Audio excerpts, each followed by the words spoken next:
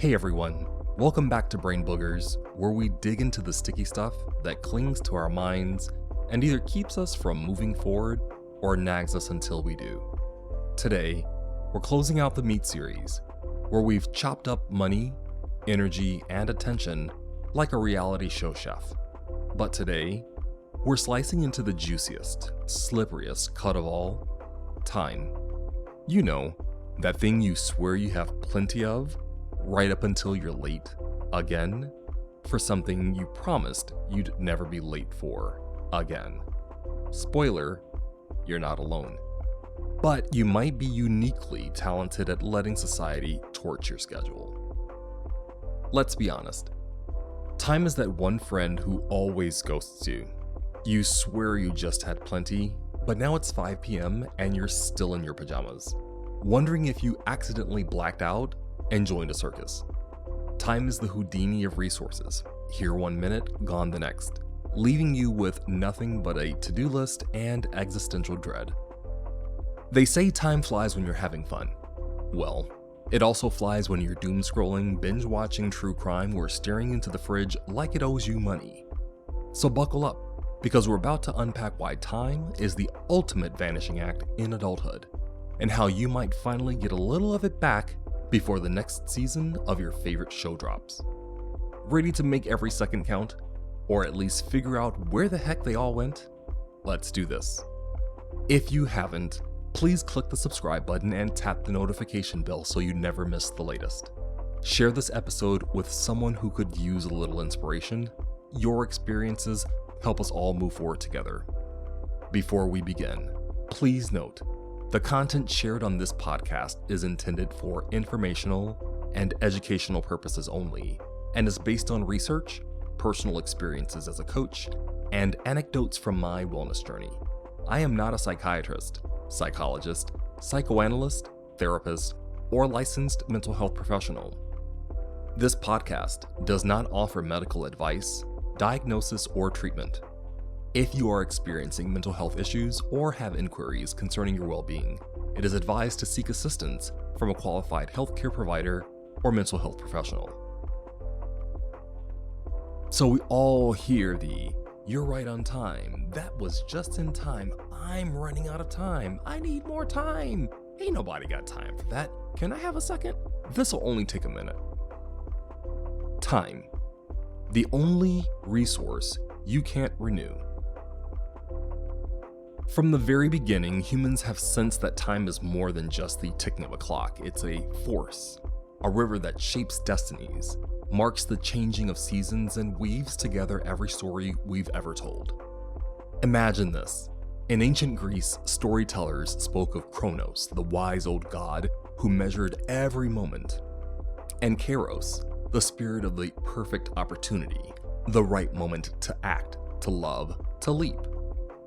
In Egypt, priests watched the stars and honored Thoth, the god of time and wisdom, knowing that the cycles of the sun and moon held the secrets to life and death. Travel to the temples of the Maya and Aztecs, where whole cities were built to align with the heavens. Their calendars weren't just tools, they were sacred keys to fate and prophecy. In India, time is both a god and a cosmic cycle, endless, powerful, and deeply spiritual. And in Rome, Saturn's festival, Saturnalia, marked the turning of the year with wild celebration, honoring the cycles that shape us all. Even now, we gather for New Year's rituals, mark the solstice with celebration, and pass down treasured watches and clocks as symbols of legacy and meaning. Why? Because time reminds us of our place in the universe. It connects us to the past, grounds us in the present, and pulls us toward the future. In honoring time, we honor the journey of being human. Every ending, every beginning, every precious moment in between. So let me ask you, how do you honor time in your own life? Is there a ritual, a memory, or a symbol that helps you stay present and grateful for the moments you have? For me, it's simple. I state my age, not older or younger, and I'm thankful to the universe for that. While millions didn't make it, I'm still here, I hope others will say this well into the life of the last human. Let's break down how we've revered time. Across cultures and eras, time has been seen not just as a force, but as something sacred, mysterious, and worthy of deep respect. Chronos and Kairos in ancient Greece. Chronos is that steady, relentless march of time, linear, inevitable. Kairos, though, is about those rare, golden opportunities, the now or never moments that change everything. Egyptian mythology, Thoth, the god of time and wisdom, ruled over elaborate calendars and the cycles of the sun, moon, and stars. The annual flooding of the Nile, perfectly timed by celestial rhythms, was the heartbeat of Egyptian life. Hinduism, time, or Kala, is both a god and an unstoppable force, responsible for creation, preservation, and destruction, cycling endlessly through samsara. Mayan and Aztec civilizations, these cultures built temples and pyramids aligned with the heavens, treating their calendars as sacred. They believed time cycles governed the fate of the world itself. In Roman mythology, Saturn, the god of time and harvest, was celebrated in Saturnalia, a festival marking the year's turning and the cycles of life. And today, we still honor time. New Year's celebrations, solstices, and equinoxes are rituals that mark its passage. Some spiritual traditions, like Wicca, build their calendars around celestial events, the longest and shortest days, the balance of light and dark. Watches and clocks are more than tools. They're heirlooms, status symbols, and reminders of legacy. So why did humanity revere time so deeply? Because time was mysterious, uncontrollable, cyclical, and ever-present. It connected us to the cosmos, to nature, and to something bigger than ourselves. Reverence for time helped us organize, celebrate, and find meaning in life's cycles and transitions. And then there's science. In the modern world, we don't just honor time, we measure it, study it, and try to unravel its mysteries. We see time as a dimension. In physics, time is the fourth dimension. Einstein showed us that time isn't fixed. It stretches and compresses depending on speed and gravity. Near a black hole, time itself slows down. That's not science fiction, it's science fact. There's the measurement of time. We've gone from sundials and hourglasses to atomic clocks so precise they lose only a second every 100 million years. These clocks set the standard for global timekeeping. We see time in biology. Our bodies run on circadian rhythms, internal clocks that tell us when to sleep, eat, and wake. Even our hormones follow the rhythm of time, synced with the sun. We watch time in chemistry. Chemical reactions unfold over time, some in milliseconds, others over years. Think about the rusting of iron, or the way light from distant stars takes millions of years to reach us. Every time you look up at the night sky, you are literally looking back in time. The light from the moon, it's already a second old by the time it reaches your eyes. The sun, you're seeing it as it was 8 minutes ago. We observe time in astronomy. Deep time helps us understand the age of the Earth and the universe. Billions of years, written in stone and starlight. Eclipses, planetary orbits, the birth and death of stars, all are timed and predictable. And then there's our individual perception of time. Psychology tells us time is subjective.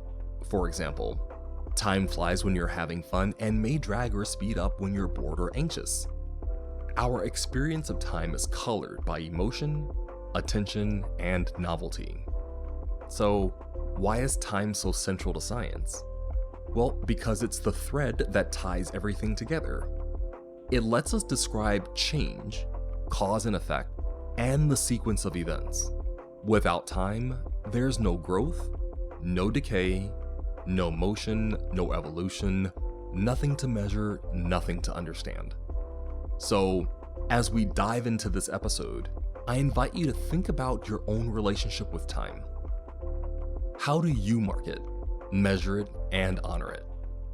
What does time mean for you, not just on the clock, but in the story of your life? In the MEAT model, time isn't just about clocks and calendars. It's your most non-renewable resource. You can hustle for more money, chug coffee for more energy, and do a digital detox for more attention, but once time's gone, it's gone. Time is how you spend your life, one scroll, one meeting, one just 5 more minutes at a time. Today, we might check our phones 100 times a day, schedule every minute, and chase productivity in a world that never seems to slow down. Yet, just like our ancestors, we're still searching for meaning in the passage of time, still trying to balance the practical need to measure it with a deeper longing to understand it. Maybe that's the real story. From watching shadows move to building monumental calendars, humans have always been fascinated by time. Our earliest records show a deep desire to understand, measure, and even honor the mysterious flow that shapes every part of life. How do you experience time in your own life? Are there moments when you feel connected to the rhythms of nature or history, or times when you wish you could step outside the rush and simply be? Once we learned how to track time, we eventually learned that time is relative to the observer. Ever been at work and the day seems to fly by for you, but when you ask a coworker, they reply that the day feels like it's dragging? This relativity happens on so many levels, but we're going to focus on your personality traits and how they amplify or mute, accelerate or stall time for us. Ever wonder why some people treat schedules like sacred texts, while others think on time means within the same day? Enter the canoe spectrum: conscientiousness, agreeableness, neuroticism, openness to experiences, and extroversion. If you're high in conscientiousness, you're the human calendar. Your planner has a planner. If you're low in conscientiousness, you're living in a perpetual state of, oops, was that today? If you're high in agreeableness, you give your time to everyone. You'd RSVP to a cactus's birthday party if it asked. If you're low in agreeableness, you protect your time like it's your Netflix password. If you're high in neuroticism, you worry about wasting time so much, you waste even more time worrying. If you're low in neuroticism, you're so chill, you'd show up late to your own surprise party. If you're high in openness to experiences, you say yes to every new experience, then wonder why your calendar looks like abstract art. If you're low in openness to experiences, you keep your routine tight. Spontaneity is a 4-letter word. If you're high in extroversion, your time is booked solid with social plans. And if you're high in introversion, you schedule alone time and guard it like a dragon hoarding gold. Understanding how we express each trait will help us find balance in each, adjust how we value our time, and improve our time management. I've said semi-renewable resources while talking about how to handle your MEAT, because this resource, time, isn't renewable. Unless you're sitting on technology to increase human lifespans without the cellular degradation and ready to mass produce it, then I'll change my statement. Until then, time is more precious than precious metals and carbon lattices. And with how precious it is, it's time we be introspective about how we use every second. So while our canoe shines a light on how we see time, our attachment styles are the sneaky puppeteer yanking the strings on your schedule. Let's break it down. With the Zen Master of Calendars, Secure Attachment, you plan your day, stick to it, and still have time to meditate, meal prep, and rescue a stray puppy. You're the unicorn who says, sure, I can fit that in, and actually means it. With the overbooked Olympic gymnast, aka Anxious Attachment, your calendar looks like a Jackson Pollock painting. Appointments splattered everywhere. You RSVP to every event, double book yourself just in case, and then stress about missing out on all of them. With the master of vanishing plans, or avoidant attachment, your favorite time management technique is ghosting your own commitments. You agree to plans, then forget, aka hope everyone else does too. You treat time like your feelings, best left unaddressed and ignored until it's a crisis. And with the human scheduling paradox, fearful avoidant attachment, you want to make plans, but also want to cancel them. You block out time for self-care, then fill it with doom scrolling. Your calendar is a graveyard of rescheduled appointments and last-minute something came up texts. You're the Schrodinger's cat of social plans, both attending and not attending at the same time. So next time you're wondering where your day went, don't blame your to-do list. Instead, look at your attachment style coupled with your canoe. Time is precious. Don't let your attachment style eat it all up. You know, I've been thinking about how time isn't just something we measure on a clock. Sometimes it's woven right into the fabric of our health. There are actually illnesses and struggles that are directly connected to time in all sorts of ways. Take chronobiological disorders, for example. These are conditions where our internal body clocks, our circadian rhythms, get thrown off. If you've ever heard of delayed sleep phase disorder, that's when someone's natural sleep schedule is shifted way later than most people's, making it almost impossible to fall asleep or wake up at normal times. Or think about shift work sleep disorder, which happens to folks who work overnight or rotating shifts. Your body just doesn't know when to rest, and it takes a toll. There are also illnesses defined by how long they last. We call some things acute. They come on fast and are over quickly, like a cold. Others are chronic. They stick around for months or even years, like diabetes or arthritis. Even mental health diagnoses, like post-traumatic stress disorder or PTSD, are tied to time. Symptoms have to last for a certain period after trauma for it to be called PTSD. And then there's the way time affects us psychologically. Depression can make time feel slow and heavy, like you're moving through molasses. Anxiety can make time speed up or make the future feel overwhelming and out of reach. There's even something called hurry sickness, that constant feeling of being rushed, never having enough hours in the day, and always being behind. So yeah, time isn't just a backdrop, it's a player in the story of our health. The way we experience time, the way our bodies keep time, even the milestones and transitions in our lives, all of it can be tied to wellness or illness. I think it's worth paying attention to the rhythms and seasons of our lives and asking, how is time showing up in my story right now? Let's talk about something we all do, time-based fantasies. Our relationship with time often leads us to create these little stories in our heads, where time is either our enemy, our savior, or something we can bend if we just wish hard enough. Here are a few that might sound familiar. 1. The someday fantasy. This is the belief that someday, when life finally lines up just right, you'll start living, be happy, or chase your dreams. You know the story. I'll write my book when I have more time. Or, I'll start taking care of myself after this busy season. But somehow, someday keeps moving further away. 2. The do-over fantasy. Ever wish you could rewind and make different choices? Relive the past to fix mistakes or missed opportunities? If only I could go back to college, I'd do things differently. We all have a what-if moment we replay in our mind.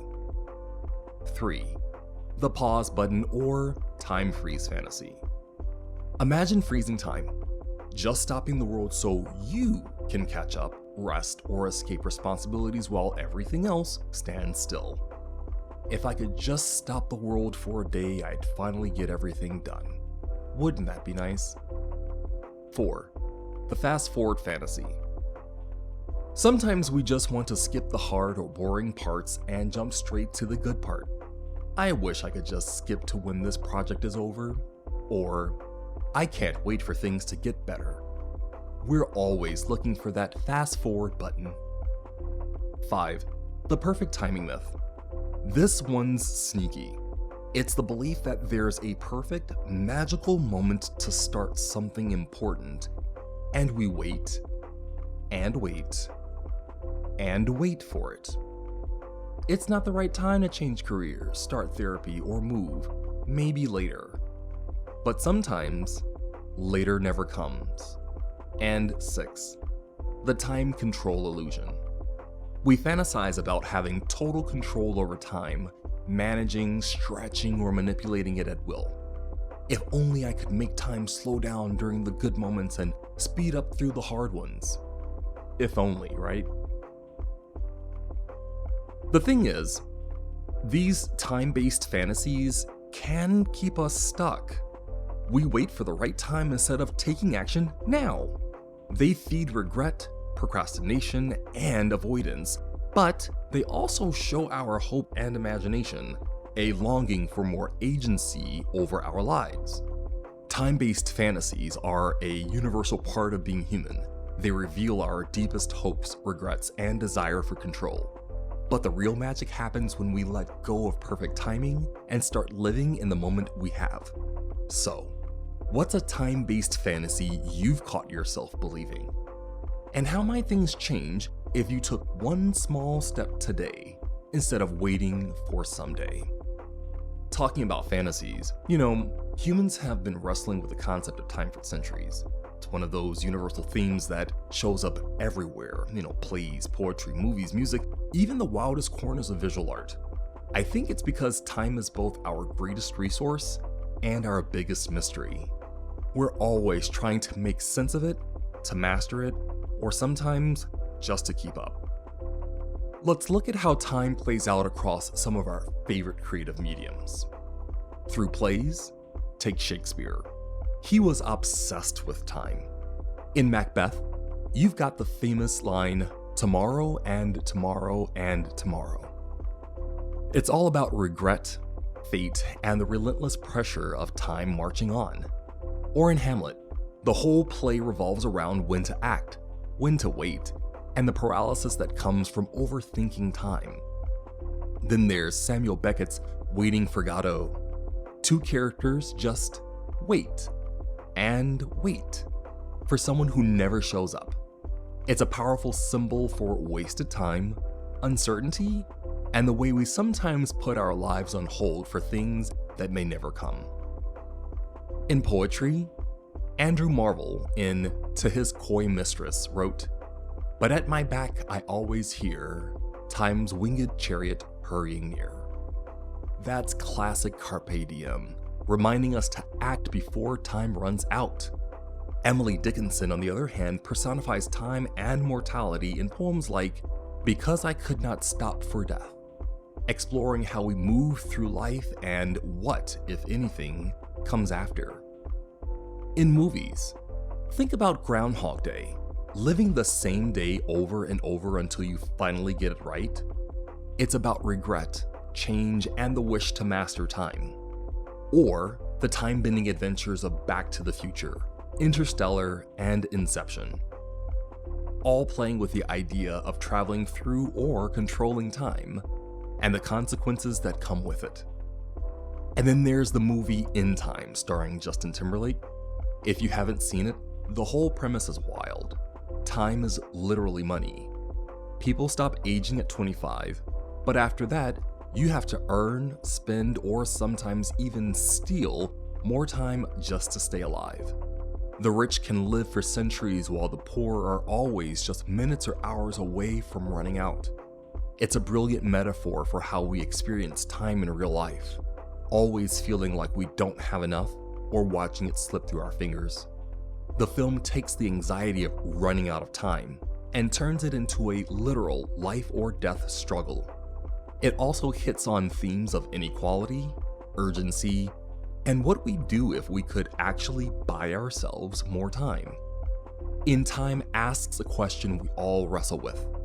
If every second counted, if every minute was precious, how would you choose to spend it? Would you live differently if you could really see the clock ticking down?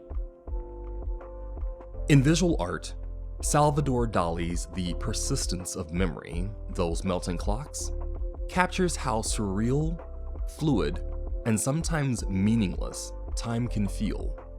It's a visual metaphor for how slippery our grip on time really is. In music, Pink Floyd's Time hits hard with lyrics about the passage of time, missed opportunities, and that moment when you realize every year is getting shorter. Simon and Garfunkel's The Sound of Silence touches on time, loneliness, and those connections we sometimes miss as it slips by. One of the most striking representations of our relationship with time in popular music is Nickelback's Savin' Me. In the music video, characters see a countdown timer above everyone's head, symbolizing the finite nature of our lives. This visual metaphor powerfully reflects the ever-present awareness of time running out, and the song's plea to be saved becomes a call for meaning, connection, and redemption before our time is up. It's a reminder that time is visible, precious, and always ticking. And in novels, Marcel Proust's In Search of Lost Time is basically a deep dive into memory, nostalgia, and the way the past and present blur together. Mitch Albom's The Timekeeper is a meditation on our obsession with time and what happens when we try to master it instead of living it. Across all these mediums, there are a few themes that keep popping up. There's regret and loss of time, that wish to reclaim or redo the past. There's mortality and impermanence, facing the reality that none of us gets to stop the clock.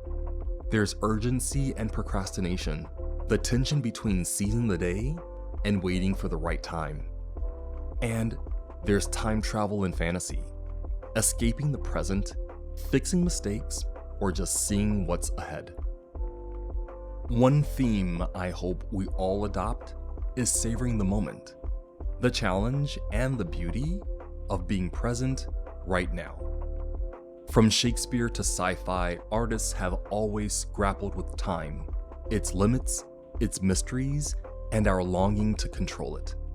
These stories remind us that while we can't stop the clock, we can absolutely choose how we spend our moments.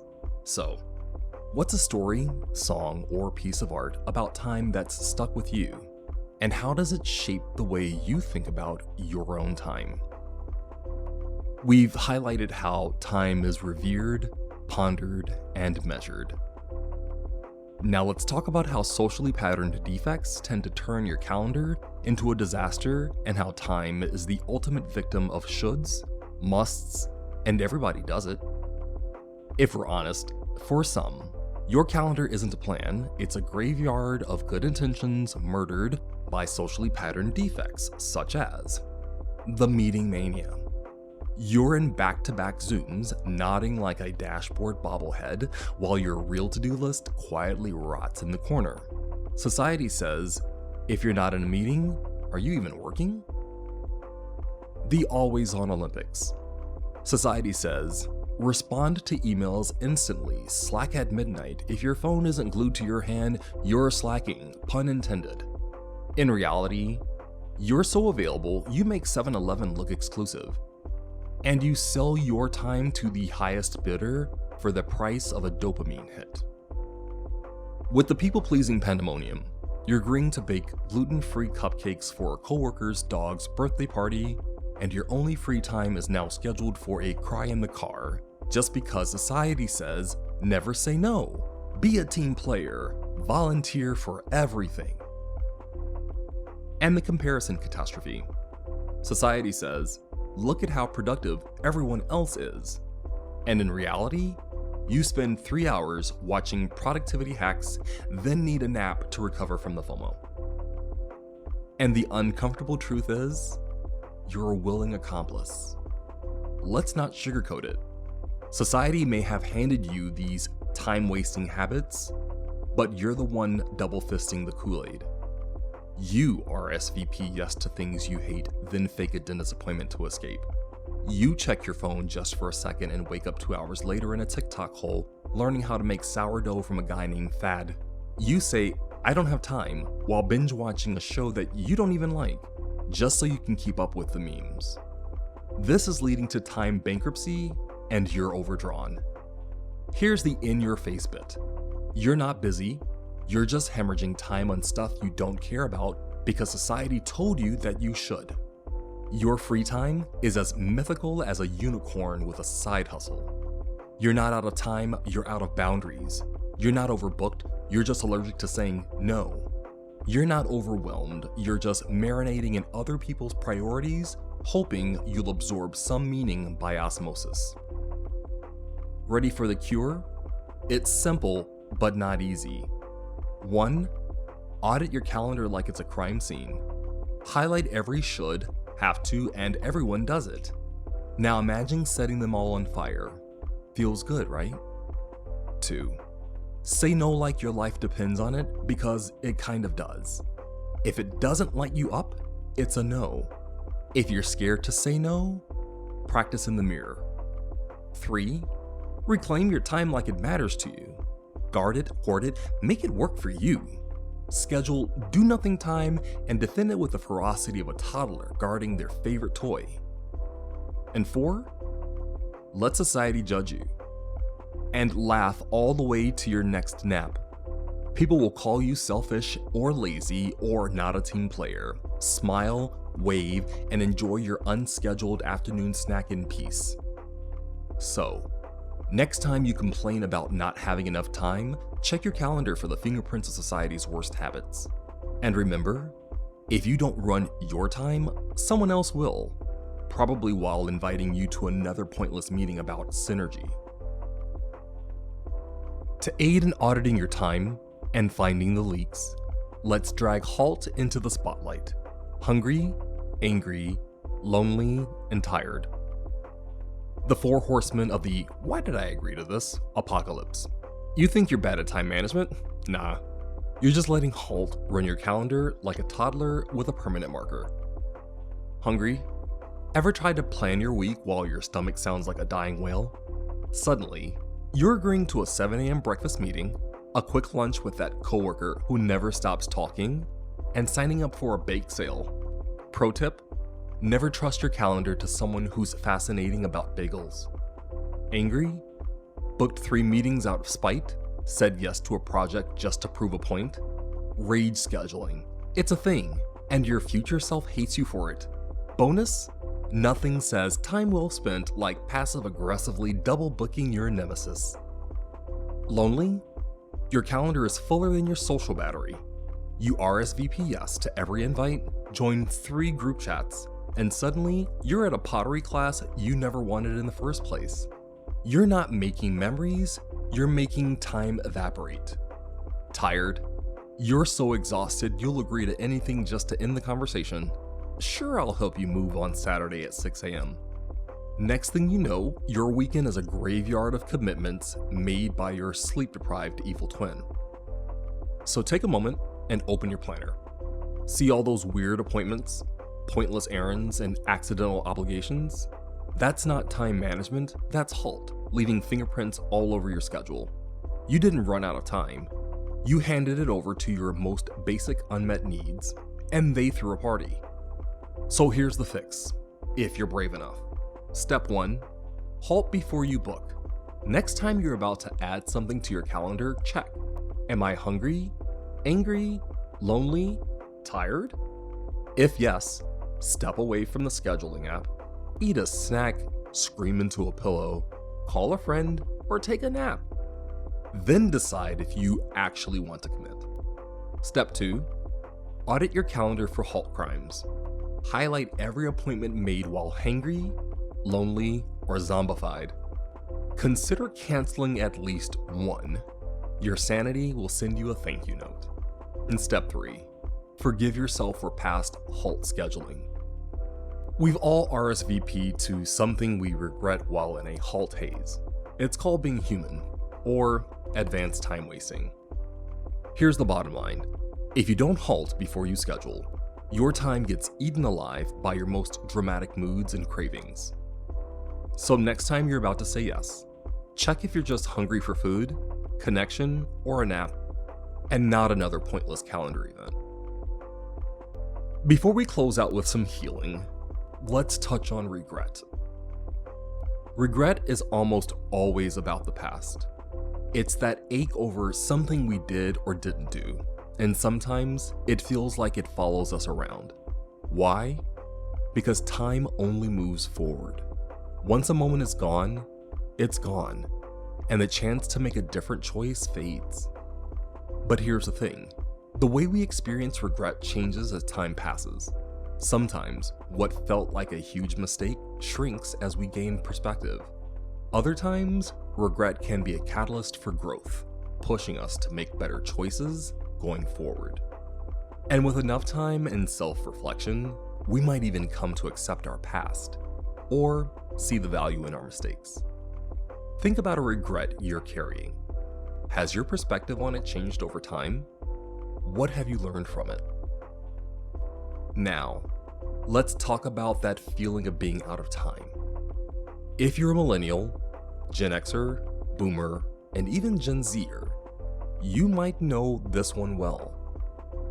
There's this sense of urgency, like there's a countdown clock on hitting certain life milestones, career, relationships, financial goals, and if you don't hit them on time, you're somehow behind. Aging brings a heightened awareness that time isn't infinite. Social media doesn't help either. It's like a highlight reel of everyone else's achievements, making it easy to compare your timeline to theirs, be it TikTok, Instagram, Facebook, and even on LinkedIn. And then there's that regret again. But this time, it's about the present and future, worrying that it's too late to pivot, try something new, or chase that dream you put on the back burner. A lot of this comes from old scripts, those social expectations about what we should have accomplished by a certain age. But the world's changed. People are starting new careers, families, and adventures later than ever. Still, those old messages linger, telling us we're running out of time. Add in economic uncertainty, shifting cultural norms, and the pressure to seize the day, and it's no wonder so many of us feel restless, anxious, or stuck. Here's the good news. It's never too late. Seriously. There are countless stories of people making major life changes at every age. Your timeline is unique to you. Remember that small steps count. Forward motion, even if it's micro progress, is still progress. And being present, through practices like meditation or time blocking, can help reduce the hold regret and time pressure have on us. When do you most feel out of time? What would your life look like if you let go of the timeline pressure? And are there small actions you can take right now that align with your values? Regret and the feeling of running out of time are tough, but they don't have to define us.